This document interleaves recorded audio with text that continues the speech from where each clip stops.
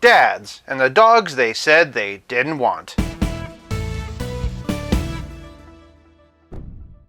Welcome, old chum, to 5 Points of Articulation. Today I'm taking a look at the DC Multiverse Silver Age Batman, including Ace the Bat-Hound. Starting with the packaging, and no real surprises here, though it is nice to see Ace get a shout out. Batman and Ace come from the Silver Age, and if there was any doubt on the back, we have a fun, older cover to Detective Comics. Good boy, I'd like to see Robin do that. For those searching in-store, here's the UPC, and for packaging I'm giving Batman and Ace 5 points. Why 5 instead of 4? That extra ounce of doom. Moving on to presentation, and Batman stands at 7 inches, or thereabouts 18 centimeters, and is mostly our old friend Nightfall Batman, making I think his 9th appearance this year. I sure can't wait to rank all these. But to be fair, I can't really blame McFarlane. By and large, this is considered to be the definitive McFarlane Batman base body, much in the same way that Renew Your Vows is considered the definitive Marvel Legends Spider-Man. He says, unaware that Hasbro's going to reveal this days after recording that line. Most collectors don't complain when they use that body for other Spider-Mans. If anything, they complain when they don't. So with that being the case, I'm actually pretty okay with all the heavy lifting that this body's been doing for Batman. McFarlane even spruced Bruce up with a comics-accurate Silver Age belt. And while I'm not the biggest fan of cell shading, here I do think it makes sense. Same thing with the black around the mask. In general, I don't prefer it, but here it really is like it stepped out of the comics. Not only that, but what a rare treat it is to get a Batman figure smiling. You look at this and you can practically hear Diedrich Bader's voice from Batman Brave and the Bold. One thing I'm happy about is that the cape is a solid blue, in contrast to the blue and black of the Bane 2-pack. I'm also very grateful for how well these colors match, but that's a conversation for Playability. In general, I would like to see McFarlane use fabric more like this Year 2 Batman, rather than this crinkly shiny stuff, but I love wired capes and am overall pretty happy with this one. That said, since Ace is named on the box, I figure we should talk about him here too. I had assumed that if they gave us Ace, he was just going to be a repaint of Crypto, but that's not the case. He's a completely new sculpt, and the attention to detail is very impressive. That canine musculature is very realistic. You get a really great sense for the bone structure of this thing. They also did a great job texturing the fur. And even little things like his tail being down conveys a lot of his attitude. Focusing on the face, and he's got a lot of personality, and they even went in to texture the mask. I've also got to bring attention to the paint job on the mouth and teeth. Just like Crypto, he's got his insignia collar, and in general, this is just another solid animal from McFarlane. For presentation, I'm giving Batman and Ace 5 points. Moving on to Posability, and what is there to say about the Nightfall Batman body I haven't already said a dozen times already? Nothing! 5 points. Ace the Bat-Hound, on the other hand, is a conversation worth having. Referring back to Crypto, and his collar hides a joint that lets his head turn side to side, Ace, on the other hand, has no articulation whatsoever. I can definitely see that being frustrating for some. Fortunately, he is in a dynamic pose, and more importantly, we didn't have to pay extra for him. In that regard, he is just a glorified accessory, but I do still feel like the value is there. This brings us to Playability and Batman's other accessories. First things first, and of course he has a trading card, and what's cool about this one is it actually breaks down Batman's Silver Age. And with this being a Nightfall Batman repaint, he comes with Nightfall Batman's usual accessories. So in addition to fists, Bruce also has a pair of alternate grapple hands, perfect for giving Ace scratches. He's also got a pair of accessory holding hands, and his trusty Batarang, combined with the wired cape, and that's a lot of value in the box. Even so, Playability is more than just wired capes and accessories. It's also about how well your figure and dog play with others. And something tells me this dog is done playing. Starting with some Supermen, and here's original recipe and Walmart exclusive versions of Action Comics 1000. Here we have Hush, whose neck I've raised with a longer peg. That said, while we wait for a Silver Age Superman, this DC Classic one seems appropriate, though for my purposes I tend to prefer the Earth 2 body with the Action Comics 1 head, but just out of curiosity, and here's Christopher Reeve, whose blues happen to match. As for the rest of the Justice League, here's the Collector Edition Wonder Woman, the Flash, whose update from Jay Garrick to Barry Allen was pivotal in kicking off the Silver Age, Endless Winter Aquaman with the alternate Barry Allen head, and Silver Age Hal Jordan. Next up is the Robin to go with this Batman, and while we wait for an appropriately retro Barbara, here we have 3 Jokers and Batman Family 5-pack versions of Batgirl. You could also do what I did and mix and match the two. As for some villains, and here's the Silver Age Joker, the classic style collector edition Penguin, Nightfall Catwoman in standard and platinum forms, DC Classic and Jim Carrey versions of the Riddler, the glow-in-the-dark first appearance inspired Mr. Freeze, or should I say Mr. Zero, and while we wait for some comic versions, the Uma Thurman Poison Ivy. For some Ace comparisons, and here he is once again with Crypto the Superdog, Dog from the Lobo Space Hog set, Spike from the Lantern Toys Alien 3, Freddy Krueger's guard dogs from Nightmare on Elm Street 2, and the Marvel Legends Lockjaw. For a relative scale comparison, here's Batman and Ace with Pizza Spidey and the Spectacular Spider-Man, and as always, here they are with Stealth Iron Man. Hey Bats,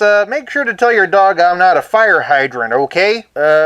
Bats? Now you may have noticed I didn't compare him to any other Batman figures, and while I am going to do a few swaps, I wanted to have a conversation first about scale. Specifically that there seems to be 2 divergent DC Multiverse Batman lines. You've got this smaller collection like all the Nightfall repaints or DC Rebirth, but then you have these bigger figures built off the 3 Jokers body. They're all different sizes. Chronologically, Silver Age should fall between these 2, but instead he looks like their kid brother. In the case of these 2, the blues and grays are a perfect match, so you could solve some of your problem with part swapping. Giving Year 2 Batman Silver Age's arms and legs makes him a bit shorter, helping him to fit in better with more Nightfall scaled figures, and also other members of the Justice League. Conversely, you could size up Silver Age with Year 2's arms and legs. Not exactly ideal, but you could fudge it. Honestly, you might just find swapping the legs to be your best bet. On that note, I know a lot of you like trying to customize the Bane 2-pack Batman into a normal version by erasing all that battle damage detail, but with these blues matching, you might find it easier just to do some part swaps. The diapers have been glued in place this time. Fortunately, the joints match, so you can just heat them up and pop and swap. Same thing with the head, and voila! A